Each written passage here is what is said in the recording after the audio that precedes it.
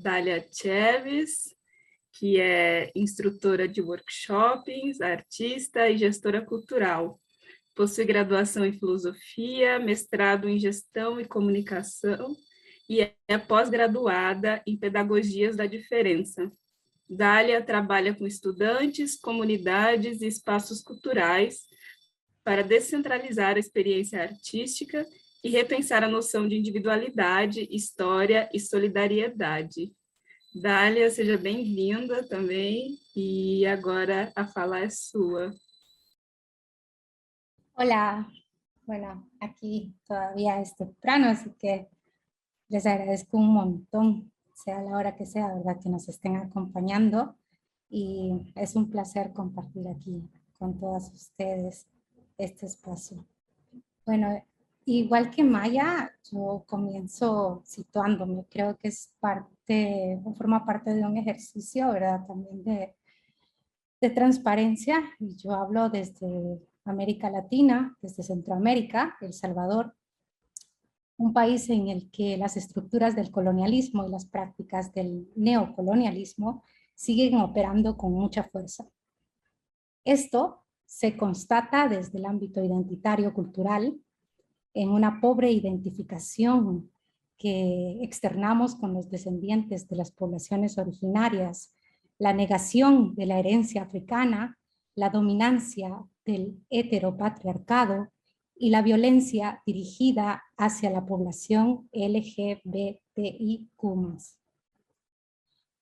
Cuando se me invitó a esta mesa, me pregunté lo que de seguro muchas y muchos de ustedes ya se han preguntado. Intentar decolonizar los museos y sus colecciones no conlleva la destrucción del museo. Sabemos que algunos museos, atendiendo la actualidad del llamado giro decolonial, se están buscando en sus debilidades, haciendo esfuerzos para revelar sus pulsos vitales y las memorias coloniales que los habitan, aunque estas les resulten penosas, difíciles de asumir. Estas acciones no deben de opacar o negar el punto de partida de nacimiento, sino replantear la función de los museos como espacios políticos situados y con ellas sus metodologías y sus relaciones. ¿Colecciones al servicio de quién o colecciones en defensa de qué? En América Latina necesitamos museos que sumen a la defensa de los derechos de las comunidades marginalizadas e invisibilizadas. Museos que no se propongan solo con coleccionar objetos de una manera más justa y significativa para los territorios y las comunidades, sumando la práctica de la justicia patrimonial, sino que también integren en su práctica museal metodologías colaborativas, solidarias, que les permitan registrar experiencias múltiples que faciliten releer, resignificar y recodificar lo que los museos resguardan y muestran. Aquí en El Salvador no disponemos de un museo estatal, pero sí existe una colección nacional. Así se hacen muchas cosas aquí. El museo que tiene más visibilidad es el Museo de Arte de El Salvador, el MARTE. Un museo privado que nació en el 2003, con un alma moderna y la misión elitista de llevar la cultura a los salvadoreños. El MARTE resguarda una colección que en buena parte se generó a través de donaciones de individuos o instituciones privilegiadas. Esto ha funcionado así en muchos museos e inevitablemente suma narrativas e intereses que benefician a un sector con el cual no se identifica la gran mayoría. Esta figura difusa del salvadoreño de a pie. En una investigación del 2016 que procuró entender la relación que los ciudadanos salvadoreños establecen con los espacios e instituciones culturales, se registraron una serie de mensajes provenientes de jóvenes dirigidos hacia el Marte, y uno de ellos fue: nunca te he visitado porque eres muy creído. Quiero aclarar que esto no lo estoy mencionando para atacar al museo, lo hago porque así se percibe en muchos museos privados. El MARTE ha sobrevivido a la pandemia y ha hecho pública su intención de abrirse a otras dinámicas reflexivas, dialogantes, participativas. Y considero que va por un buen camino al colaborar y experimentar procesos con otras comunidades, como son las y los ilustradoras e ilustradores, que tienen un trabajo increíble y una gran agencia, o las y los fanáticos de los cómics, por ejemplo. Pero el museo todavía se está recreando, como dijo su primera directora mujer, Eugenia Lindo. El Marte tiene que ser un lugar para estar, para que tengamos todo tipo de pláticas, para que pensemos de una manera diferente, donde nos cuestionemos la historia, nos cuestionemos el contexto cultural, nos cuestionemos la forma de relacionarnos unos con otros. Este tiene que ser el lugar de diálogo y reflexión. Y desde lo que nos compete hablar aquí, debe hacerse énfasis en que ese proceso de cambio tiene que incluir relecturas decolonizadoras de la colección del museo. Por ejemplo, releerla con apoyo de la población de mujeres u hombres trans, que en El Salvador, para que lo sepan, las mujeres trans tienen una esperanza de vida de 41 años como media, para evidenciar cómo estas existencias han sido negadas o representadas, pintadas por hombres cisgénero. El distanciamiento existente entre los ciudadanos y los espacios culturales, llámense museos, salas de exhibición o centros culturales, se confirma mediante una encuesta del presente año, en el cual el 86% de los consultados dijo no saber o no recordar cuándo había sido la última vez que había visitado una exposición artística. Para contrarrestar esa lejanía, los museos deben echar mano de estrategias colaborativas. Una que debe destacarse fue la dinámica curatorial propuesta por la escritora e historiadora Elena Salamanca, quien, apoyada por el Centro Cultural de España en El Salvador, generó la exhibición Urdir la trama rota, tejiendo un siglo de mujeres en una cultura visual de El Salvador, 1921-2021.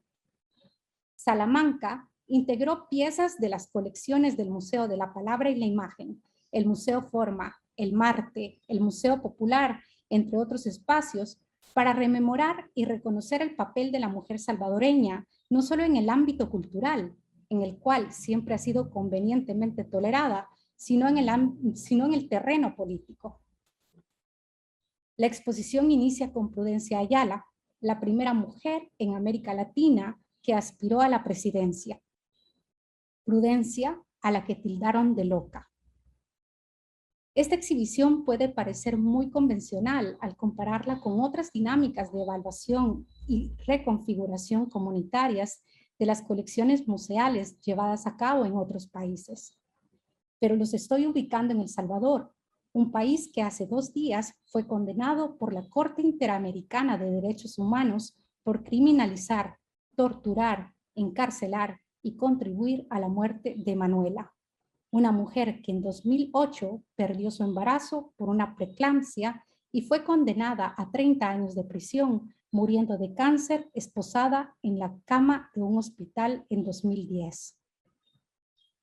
El Salvador es un país extremadamente machista que, desgraciadamente, maltrata a las mujeres que defienden sus derechos en la arena pública y política. Y en esta línea, también quiero hablar de la importancia de un espacio alternativo que ha hecho suya una agenda feminista.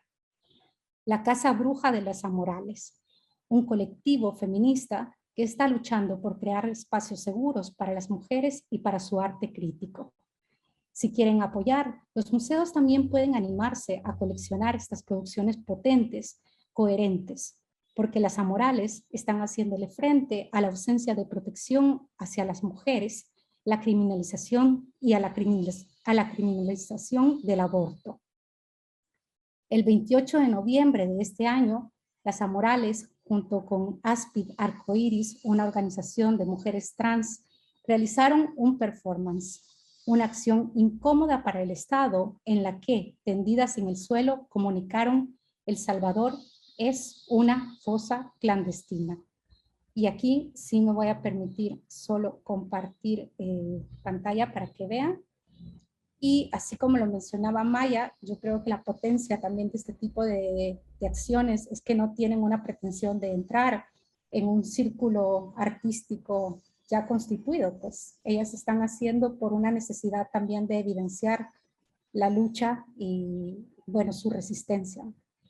y este tipo de acciones son muy potentes y la verdad es que dicen un montón de lo que estamos viviendo. Creo que son las que mejor están reflejando esta realidad, ¿no?, de ser mujer aquí en El Salvador. Para continuar hablando de prácticas decolonizadoras relacionadas a las colecciones de los museos, quiero compartir una exhibición que abrirá en marzo de 2022 en la Sala Nacional de Exposiciones Alarrue y que ha sido posible gracias al apoyo del Programa de las Naciones Unidas para el Desarrollo y el Ministerio de Cultura de El Salvador. La exposición no tiene nombre. No lo tiene porque estamos en un proceso de nombrarla junto a los adultos participantes y las niñas que se involucraron en su creación.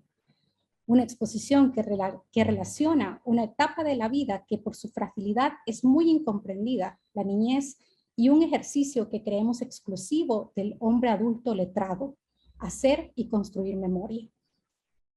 La muestra ha sido co-creada con niñas y mediante el ejercicio de su memoria destacamos cuestiones problemáticas que han sido legadas por aquellas colecciones de arte occidentalizadas y románticas. Esas en las que la identidad salvadoreña aparece muy endulzada y colorida, ligada a una naturaleza exótica, al entorno rural, a la o el indígena trabajador o trabajadora, silencioso o silenciosa y dócil. Un grupo de piezas importantes con las que se está trabajando es un dibujo de una niña o un niño, no sabemos porque no hay nombre, que cuenta su experiencia en los campos de refugiados de Honduras para el tiempo de la Guerra Civil. Esta pieza artística y de archivo demuestra que las niñas sí pueden contar su historia. Estas voces son voces periféricas que no son incluidas desde una comprensión adultocéntrica del mundo y que cuando se activan casi siempre se hacen desde la racionalidad del adulto y no desde la racionalidad de las niñas. Aquí agradecemos al Museo de la Palabra y la Imagen por resguardar y compartir estas piezas. La muestra, además de ser co-creada, es una muestra que comparte la curaduría entre Armando Perla y mi persona. Armando sí se formó en Derecho y es un investigador, activista y curador salvadoreño que emigró a Canadá en los 80s. Él sí se reconoce también como parte de la población LGBTIQ+. Yo, la verdad, nunca había curado nada y no tenía ningún interés, pero por todo este proceso y por el tipo de necesidades que van surgiendo, también entiendo la importancia de retomar o de capturar ese nombramiento, ¿no? Yo en realidad me puedo presentar como mujer artística, no ligada a la práctica curatorial, pero con experiencia, ya lo mencionaban ustedes, en procesos tallerísticos comunales, en los que sí, como decía Maya, no se trata de imponer una manera de comprender la realidad, sino de compartir y aprender juntos para hacer desde este tipo de encuentros. Y puedo decir que la dupla ha funcionado porque creo que todos los que están también involucrados en este proceso estamos interesados en desarrollar otro sentido de la curaduría, quizás desde una práctica didáctica que no tiene este sentido de aprender desde arriba o desde un sabio, ¿no? Que nos esté guiando, sino de escucharnos y de compartir también experiencias y de tener también un cuidado bastante integral, porque al hablar de cuestiones como la guerra civil se necesitan otro tipo de acompañamientos y aquí, por ejemplo, aparecen especialistas en el área del cuidado psicológico, ¿verdad? Arteterapistas. Hugo Rivas, por ejemplo, forma parte del grupo y es muy importante porque a veces podemos abrir heridas y no sabemos cómo cerrarlas, ¿no? Quizás la intención no es dañar, pero hay que tener un gran cuidado con todo este tipo de vivencias que son de otro tiempo, ¿verdad? O que pueden ser de este y que pueden dejarnos cargados y al llegar a casa pueden generar reacciones o podemos tomar acciones, ¿no? que pueden ser muy peligrosas y al final también ahí nosotros tenemos, todos los involucrados, una gran responsabilidad, ¿no?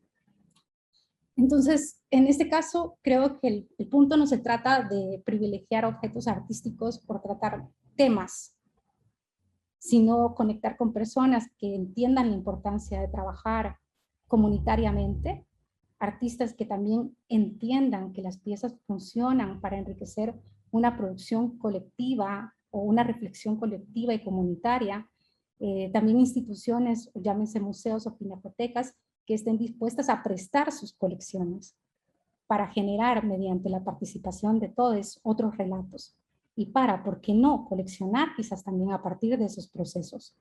Otras creaciones que se desmarquen de este canon colonial, para que sean las poblaciones que han sido marginalizadas e invisibilizadas, los tomadores de decisiones, los protagonistas de sus historias y los responsables de sus legados patrimoniales, entendiendo la colección no como un reservorio, como un tesoro, ¿no?, de los museos, sino que como un reservorio de memoria, y a los museos como mediadores y cuidadores, no dueños de estos tesoros colectivos. Solamente. Gracias. Dália, muito obrigada pela fala também energética. Somos bem alinhados, né? Que as quatro eu coloco no meio também. Gostei muito quando você traz, né, também a questão da curadoria como desde uma prática didática. Nós tem um diálogo aí com que a Maia trouxe a curadoria comunitária, né, o que a Sandra faz na curadoria que compartilha, né, que fala junto ali, que investiga e trabalha junto, e, né, pensarmos também essas interseccionalidades, né, o impacto que nos faz também as nossas vidas enquanto corpos femininos, corpos trans, corpos indígenas, enfim, preciso investigar essas nuances dentro dos museus, das coleções precisam ser públicas, né? E eu gostei muito que você trouxe a questão de mapear os artistas, mapear as pessoas que queiram trabalhar a partir de ações comunitárias. Eu acho também esse exercício de mapeamento é um exercício de criar comunidades também, como a Maia nos trouxe, né? A gente pode criar as nossas comunidades aqui. Enfim, muito obrigada.